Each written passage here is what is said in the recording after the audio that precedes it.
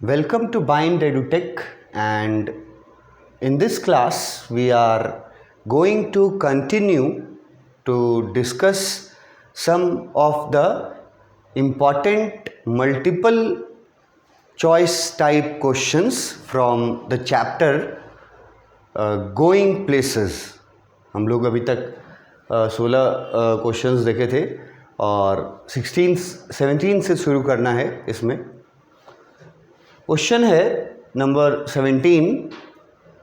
Y does Jansie discourage Sophie to dream big? ये तो story में हम लोगों को बताया गया कि जैंसी हमेशा डिस्करेज करती थी उसको, और हमने शॉर्ट क्वेश्चन आंसर में भी ये डिस्करेज वर्ड यूज़ किया है. और मैंने बताया है कि डिस्करेज का मतलब है यहाँ पर हतोत्साहित करना नहीं है ना. डिस्करेज का यहाँ मतलब समझाना है. ठीक है, समझाना. तो क्वेश्चन है, जैंसी सोफी को क्यों समझाती थी कि बड़े बड़े ड्रीम्स मत देखो? ये वो समझाती थी, उसको मना करती थी. तो क्यों मना करती थी बड़े ड्रीम्स देखने के लिए? ऑप्शन देखो. पहला, because it requires a lot of money. बड़ा सपना देखने के लिए इसलिए मना करती थी क्योंकि बहुत ज़्यादा पैसों की रिक्वायरमेंट है उसको पूरा करने के लिए. थोड़ा थोड़ा सही लगता है आंसर. आगे बढ़ेंगे. बी में, because it is not practical.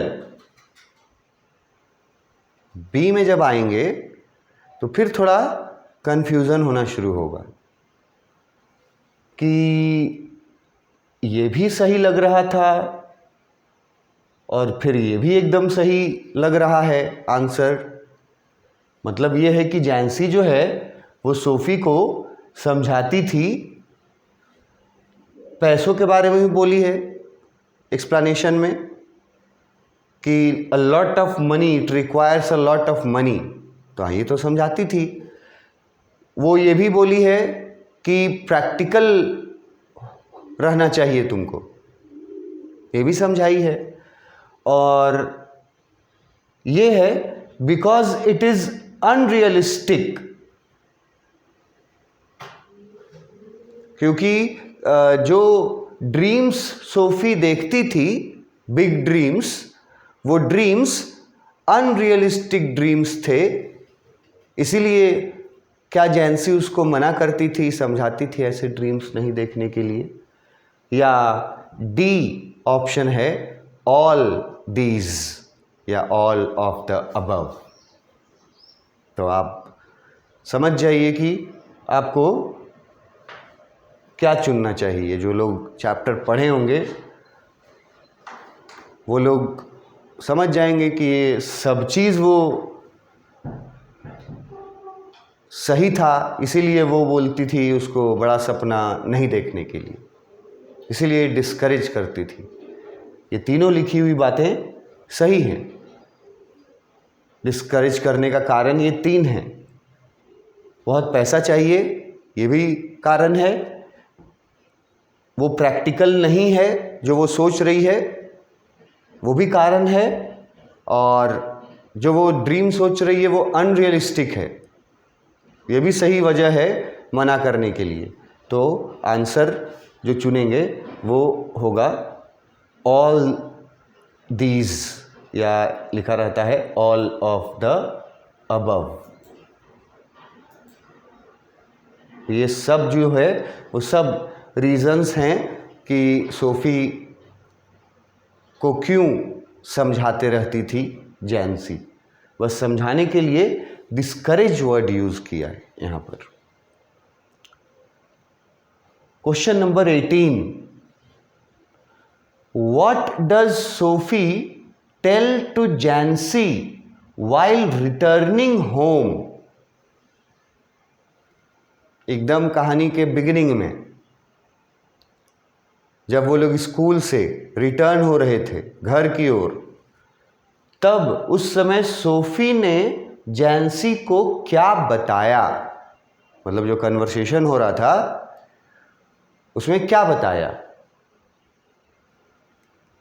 Option A, that she will go door to door to collect money.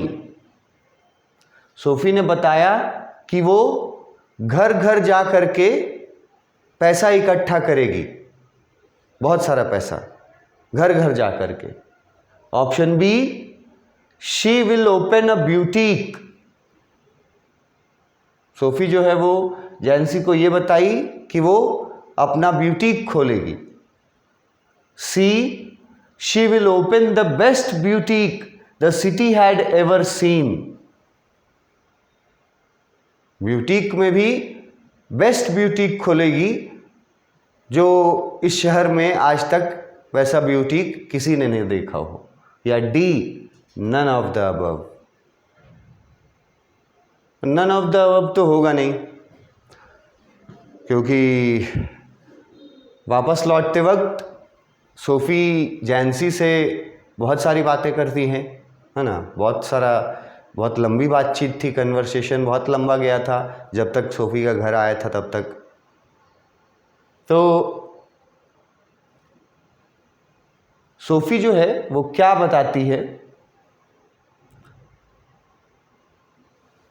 क्या वो घर घर जाकर के पैसा इकट्ठा करेगी अपने सपने को पूरा करने के लिए, क्या ये बताती है बातचीत करते वक्त? क्या वो ये बताती है that she will open a boutique? यहाँ पे आप को कन्फ्यूज़न होगा कि हाँ ये बात वो बताती है, she will open a boutique, ये बात तो वो बताती है। लेकिन फिर सी वाला जब पढ़िएगा, अगर यहीं पर आप डिसीज़न ले लिए तो फिर सी वाला आंसर को नज़रअंदाज कीजिएगा तो दिक्कत है।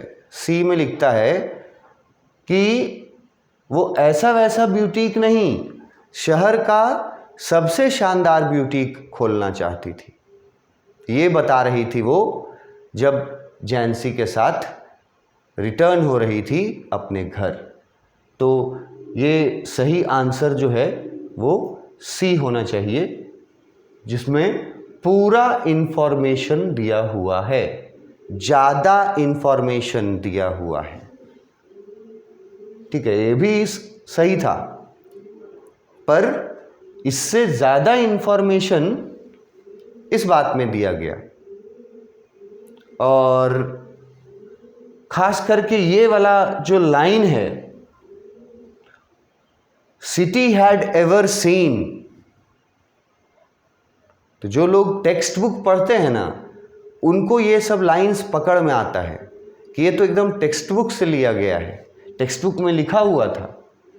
जब वो बोल रही थी, बातचीत कर रही थी जैंसी से, तो एग्जैक्टली यही वर्ड्स थे, the city had ever scene. तो मैं एक ऐसा ब्यूटीक खोलूंगी जो इस शहर ने पहले कभी नहीं देखा होगा। इसमें कंप्लीट इंफॉर्मेशन है, इसीलिए ये आंसर सबसे सही है। आंसर तो ये भी सही था, पर ये उससे भी सही है। सबसे ज़्यादा सही आंसर को चुनना है। कभी कभी ऐसा मौका आएगा जब सही रहेगा और कोई उससे ज़्यादा भी इंफॉर्मेशन सही देगा, तो फिर ज़्यादा वाला जो इंफॉर्मेशन है उसको आप सेलेक्ट कीजिएगा अपने आंसर के रूप में। Next question, question number 19।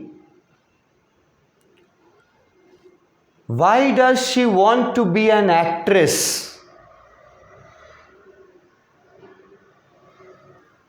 कौन बनना चाहती थी एक्ट्रेस? सोफी। क्यों पूछा ये क्वेश्चन? कि सोफी एक्ट्रेस क्यों बनना चाहती थी? ऑप्शंस देखो। पहला ऑप्शन टू अर्न मनी, पैसा कमाने के लिए। दूसरा टू बी फेमस, नाम कमाने के लिए। तीसरा to be a fashion designer, पैसा कमाएगी फैशन डिजाइनर बनने के लिए। एक्ट्रेस बनेगी फैशन डिजाइनर बनने के लिए। और डी में है to earn a lot of money and open the best boutique. ये भी एग्जाम्पल है उस तरह के क्वेश्चंस का जिसमें मल्टीपल चॉइसेस आपके पास हो जाते हैं। जैसे यहाँ देखो, टू अर्न मनी, ये तो सही है ना, एक्ट्रेस बन करके वो क्या करना चाहती थी? पैसा कमाना चाहती थी। फिर सेकंड वाला टू बी फेमस, ये भी तो सही है कि सोफी चाहती थी कि वो फेमस हो। सी वाला फैशन डिज़ाइनर, ये भी सही है कि सोफी फैशन डिज़ाइनर बनने के बारे में भी एक बार सोचती है। पर डी वाला में क्या है, सबसे ज़्यादा और सबसे इम्पॉर्टेंट बात, कंप्लीट बात डी में लिखा है। ये सही सब है, लेकिन सबसे ज़्यादा सही जो है वो है डी वाला। तो हमारा आंसर जो है वो डी होना चाहिए। ऐसा सिचुएशंस आएगा आपके पास जब ऑप्शंस जो आंसर दिए रहेंगे उसमें से आपके पास मल्टीपल चॉइसेस रहेंगे।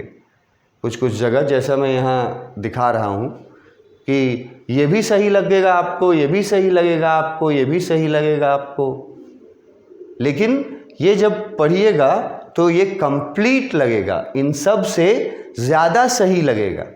तो ज़्यादा सही वाला आंसर को चुनना है। Next question, question number 20। Why is Jansie not able to support Sophie's view? Why is Jansie not able to support Sophie's view? पहले तो इसका मीनिंग समझना पड़ेगा तुमको कि मतलब क्या निकल रहा है सवाल का। मतलब निकल रहा है कि सोफी का जो व्यू था, व्यू मतलब यहाँ है ड्रीम्स, सोफी का जो व्यूज थे, जो ड्रीम्स थे, जैंसी उनको सपोर्ट नहीं करती थी। ये तो रियलिटी, ये तो फैक्ट है, हम लोगों ने स्टोरी में पढ़ा है कि जैंसी जो है वो डिस्करेज करती है, वो उसको समझाती है। तो यहां पूछा कि why is Jansie not able to support Sophie's view? Jansie क्यों सोफी के ड्रीम्स को देखने से मना करती है? क्या क्या ऑप्शन है? Because she is a happy go lucky person, क्योंकि जैंसी जो है वो एक खुशमिजाज लड़की है।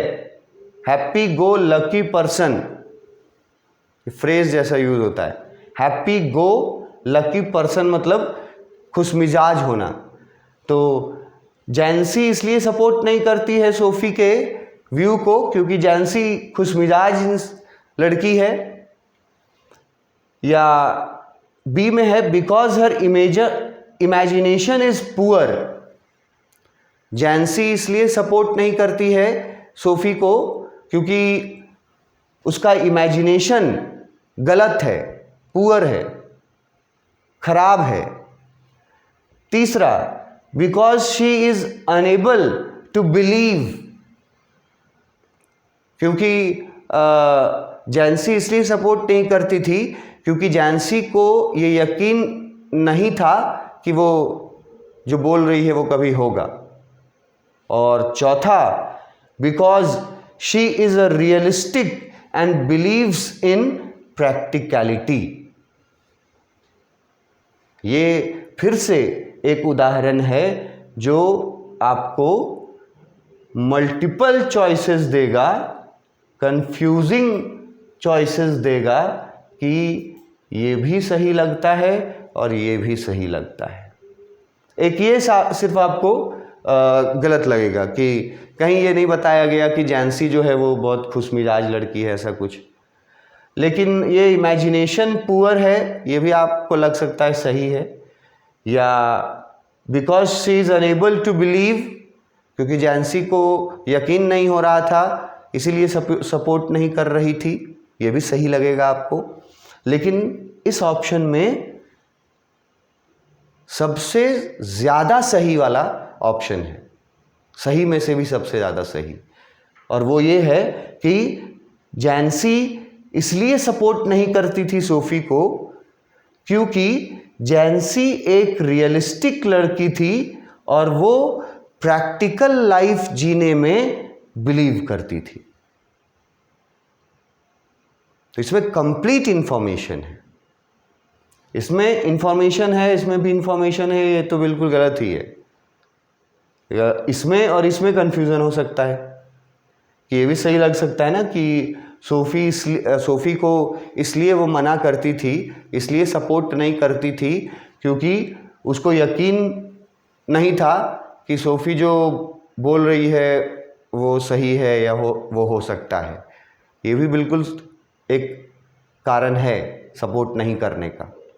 मगर ये वाला जो कारण है ना, ये इसमें जो लिखा हुआ है ये कंप्लीट इंफॉर्मेशन है, तो उसको चुनेंगे जिसमें बताया गया है कि रियलिस्टिक वर्ड आया है और प्रैक्टिकल वर्ड आया है कि सोफ़ी जो है वो जैंसी जो है वो सोफ़ी को इसलिए सपोर्ट नहीं करती है क्योंकि जैंसी सेंसिबल, जैंसी रियलिस्टिक लड़की है और जैंसी प्रैक्टिकल लाइफ में बिलीव करती है, इमेजिनेशन या ड्रीमी वर्ल्ड में रहने में बिलीव नहीं करती है, इसीलिए वो सोफ़ी को सपोर्ट नहीं करती है।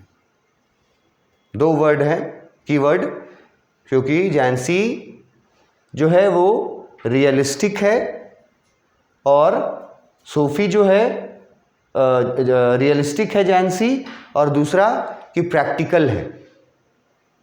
ये दोनों वर्ड्स के वजह से इस आंसर को सबसे सही आंसर बोला गया, रियलिस्टिक होना और प्रैक्टिकल होना। तो आंसर डी है हमारा सबसे सही answer. Next question, question number 21। Why did Sophie feel choked in the house? अब आपको पहले इस क्वेश्चन को समझने के लिए चोक्ड वर्ड का पता होना चाहिए। मतलब चोक्ड वर्ड का मतलब कहाँ से मिलेगा? जब मैं टेक्स्ट एक्सप्लेन कर रहा था तो उस समय ये वर्ड आया था टेक्स्ट बुक में या उसका एक्सप्लेनेशन में ये वर्ड आया था चोक। तो चोक का मतलब जो लोग समझेंगे आगे क्वेश्चन वही लोग समझ पाएंगे। चोक का मतलब होता है दम घुटता हुआ महसूस करना, जिसको कि एक्सप्लेनेशन में और उसमें बताया गया था टेक्स्ट बुक में, she feels a tightening in her throat, ये लाइन था बुक में सोफी के लिए। कब?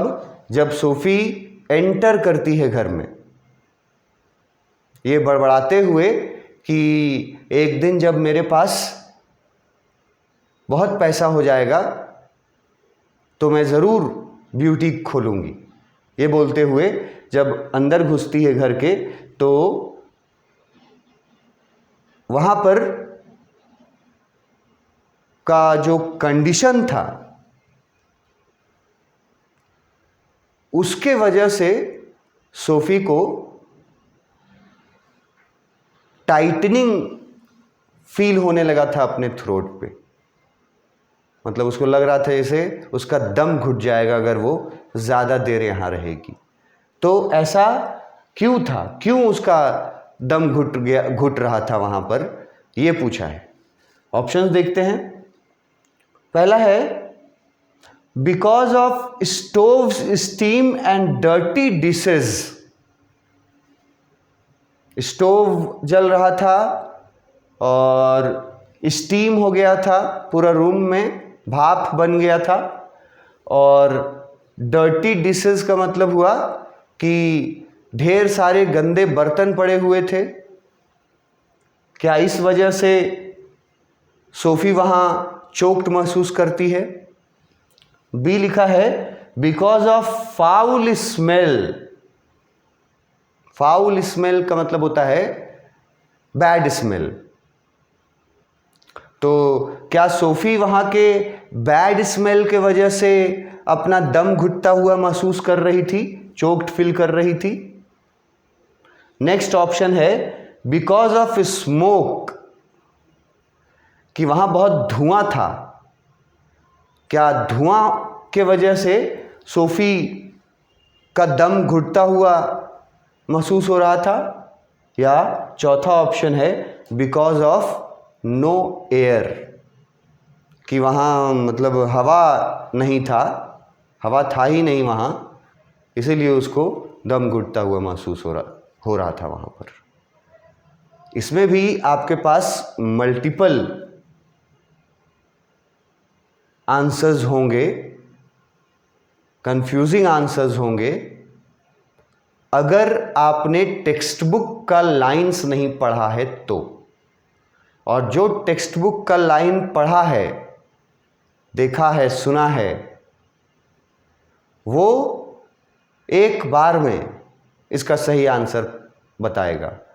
और क्योंकि टेक्स्ट बुक में जो वर्ड्स यूज किए गए हैं, एग्जैक्ट वही वर्ड्स यहां किसी ऑप्शन में है, तो उन वर्ड्स को देख करके सही आंसर चुनेगा। और ये वही चुन पाएगा जो टेक्स्ट बुक पढ़ा हो, line by line, word by word.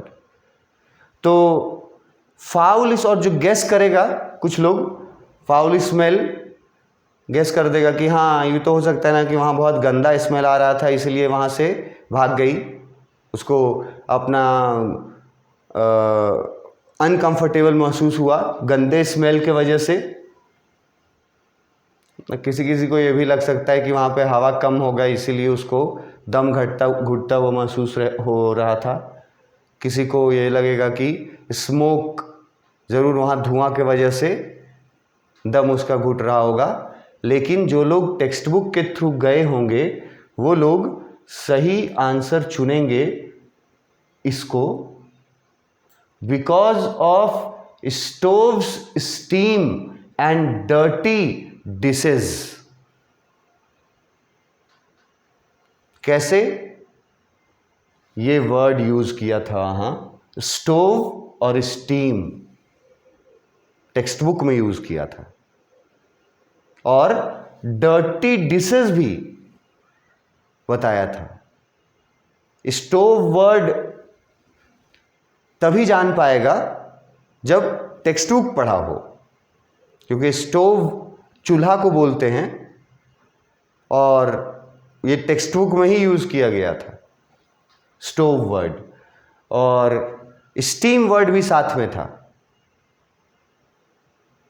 तो इसलिए वो लोग ज़्यादा सही आंसर्स चुन पाते हैं मल्टीपल चॉइस क्वेश्चंस में, जिन लोगों ने टेक्स्ट बुक के थ्रू स्टोरी को वर्ड बाय वर्ड पढ़ा हो। क्योंकि बहुत सारा ऐसा जगह आता है जब आपको टेक्स्ट बुक में यूज किए गए वर्ड्स के अनुसार आंसर चुनना पड़ता है। तो यहाँ पर टेक्स्ट बुक में ये वर्ड यूज हुआ था कि वहाँ स्टोव जल रहा था और वहाँ बहुत स्टीम था। और डर्टी डिशेस के बारे में भी टेक्स्ट बुक में लिखा हुआ था कि एक कोने में बहुत सारे गंदे बर्तन पड़े हुए थे, मदर जो धो रही थी। तो ये जो पढ़ा होगा टेक्स्ट बुक, वो इसको सही आंसर को आसानी से चुन पाएगा। कुछ और क्वेश्चंस हैं जो हम लोग आगे डिस्कस करेंगे नेक्स्ट वीडियो में। Thank you.